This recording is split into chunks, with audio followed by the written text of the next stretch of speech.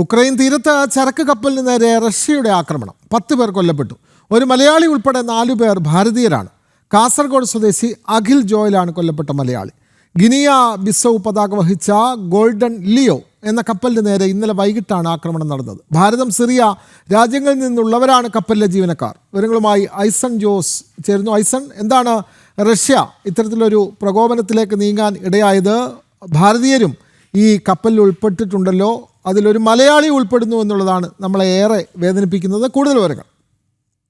തീർച്ചയായും വിനോദ്, ഒരു മലയാളി കൂടി ഉൾപ്പെടുന്നുണ്ട് ഈ കൊല്ലപ്പെട്ട 4 പേരിലെന്നാണ് നമുക്കിപ്പോൾ മനസ്സിലാക്കാൻ സാധിക്കുന്നത്. 5 ഭാരതീയരാണ് ഈ കപ്പലിലുണ്ടായിരുന്നത്. ഒരാളുടെ നില അതീവ ഗുരുതരമാണ്. 4 പേർ കൊല്ലപ്പെട്ടു എന്നാണ് ഔദ്യോഗികമായി വിദേശകാര്യ മന്ത്രാലയം അറിയിച്ചിരിക്കുകയും ചെയ്തിരിക്കുന്നത്. നേരത്തെ നമ്മൾ സൂചിപ്പിച്ചതുപോലെ ഗിനിയ ബിസോയുടെ ഉടമസ്ഥതയിലുള്ള ഒരു കപ്പലാണ്. ആ കപ്പലിൻ്റെ ഗോൾഡൻ ലിയോ എന്ന കപ്പലാണ്. ഈ കപ്പലിൽ ചരക്ക്, അതായത് ഭക്ഷ്യവസ്തുക്കളായിരുന്നു അതിൽ ചരക്കായി ഉണ്ടായിരുന്നത്. യുക്രൈൻ തീരത്ത് ഒഡേസ നഗരത്തിന് തീരത്താണ് ഈ ആക്രമണം ഉണ്ടായതെന്നാണ് നമുക്കിപ്പോൾ മനസ്സിലാക്കാൻ സാധിക്കുന്നത്. ഒഡേസ തീരത്തുണ്ടായ ആക്രമണത്തിൽ കപ്പലിൽ വൻതോതിൽ തീപടരുകയും അതിലുള്ള രക്ഷപ്പെടാൻ ശ്രമിച്ച നാവികർ അത് പുറത്തേക്ക് കടക്കാൻ സാധിക്കാതെയൊക്കെയാണ് മരണപ്പെട്ടത്. ഒരാളെ കാണാതായ അദ്ദേഹത്തെ കണ്ടെത്തുകയും ചെയ്തു എന്ന റിപ്പോർട്ടുകളൊക്കെ പുറത്തു വരികയും ചെയ്യുന്നുണ്ട്. ഇത്തരത്തിലുള്ള നീക്കങ്ങൾ, അതായത് ഈ കപ്പലുകൾക്ക് നേരെ, ചരക്ക് കപ്പലുകൾക്കും അതുപോലെ തന്നെ മർക്കൻഡൈൽ വെസലുകൾക്ക് നേരെയൊക്കെ ഉണ്ടാകുന്ന ആക്രമണം ഒരു തരത്തിലും അംഗീകരിക്കാനാവില്ലെന്നും ഇത്തരം നീക്കങ്ങളെ ശക്തമായി എതിർക്കുന്നുവെന്നും അപലപിക്കുന്നുവെന്നും ഭാരത വിദേശകാര്യ മന്ത്രാലയം ഔദ്യോഗികമായി അറിയിക്കുന്നുണ്ട്. യുക്രൈനിലെ എംബസിയുമായി കൂടിച്ചേർന്ന് മറ്റ് കാര്യങ്ങളെല്ലാം തന്നെ മുന്നോട്ട് കൊണ്ടുപോകുന്നു എന്നാണ് മനസ്സിലാക്കാൻ സാധിക്കുന്നത്. ഈ പ്രകോപനത്തിലേക്ക് നീങ്ങിയ കാരണം എന്ന് പറയുന്നത് കരിങ്കടലിൽ ഇക്കഴിഞ്ഞ ദിവസം രാത്രി യുക്രൈൻ്റെ ഭാഗത്തു നിന്ന് വലിയ ആക്രമണം നടന്നിരുന്നു. 3 റഷ്യൻ കപ്പലുകളെ ആക്രമിക്കുന്നൊരു നീക്കമുണ്ടായിരുന്നു. ടാങ്കർ കപ്പലുകളെയാണ് ആക്രമിച്ചത്. ഇതിനൊരു തിരിച്ചടി എന്ന നിലയിലാണ് ഇപ്പോൾ ഈ ഒഡേസ തീരത്ത് കപ്പലിന് നേരെ വീണ്ടും റഷ്യയുടെ ഭാഗത്തു നിന്ന് ആക്രമണം ഉണ്ടായത്. പക്ഷേ ആക്രമിക്കപ്പെട്ട കപ്പലിൽ നേരത്തെ സൂചിപ്പിച്ചതുപോലെ സിറിയയിൽ നിന്നും ഭാരതത്തിൽ നിന്നുമുള്ള ജീവനക്കാരാണ് ഉണ്ടായിരുന്നത്. ഇത് സ്വാഭാവികമായും ഇത്തരം പ്രശ്നങ്ങളെ അതിശക്തമായി എതിർക്കുന്നൊരു നിലപാട് പ്രധാനമന്ത്രി തന്നെ പലയിടങ്ങളിലും ഈ അടുത്ത ദിവസങ്ങളിലുണ്ടായ ത്രിരാഷ്ട്ര സന്ദർശന വേളയിലൊക്കെ പ്രധാനമന്ത്രി ഇക്കാര്യം ഊന്നി പറയുകയും ചെയ്തിരുന്നു. ഈ ഒരു പശ്ചാത്തലത്തിലാണ് ഗൗരവമേറിയൊരു വിഷയമായി ഇത് പരിണമിക്കുകയും ചെയ്തത്. നിലവിലെ സാഹചര്യത്തിൽ മരിച്ച 4 പേരും ഭാരതീയരാണ് എന്ന റിപ്പോർട്ടുകൾ പുറത്തു വരുന്നു. മലയാളിയായ അഖിൽ കാസർഗോഡ് സ്വദേശിയാണെന്ന റിപ്പോർട്ടുകളും പുറത്തു വരുന്നുണ്ട്. ഈ ആക്രമണം ഇന്നലെയാണ് നടന്നത്. തുടർച്ചയായി റഷ്യയുടെ ഭാഗത്തു നിന്ന് അതിശക്തമായ ആക്രമണം യുക്രൈന് നേരെ ഉണ്ടാകുന്നു. യുക്രൈൻ ഇത്തരത്തിലൊരു തിരിച്ചടി ചെയ്യുമ്പോൾ സ്വാഭാവികമായും അതേ നാണയത്തിലൊരു തിരിച്ചടി റഷ്യയുടെ ഭാഗത്തു നിന്നുണ്ടാവുകയാണ്.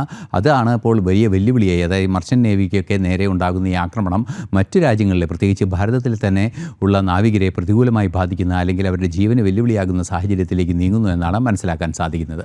അപ്പോൾ ഐസൺ, ഈ ഹോർമുസ് കടലിടുക്ക് കൂടാതെ ഉക്രൈൻ കടൽ തീരവും ഇതേപോലെ സംഘർഷഭരിതമാകുന്ന ഒരു സാഹചര്യമാണ് രൂപപ്പെടുന്നത് എന്ന് നമുക്ക് പറയാൻ കഴിയുമോ? നിലവിലുള്ള ഒരവസ്ഥ എന്താണ്? വീണ്ടും ഏറ്റുമുട്ടൽ തുടരുകയാണോ?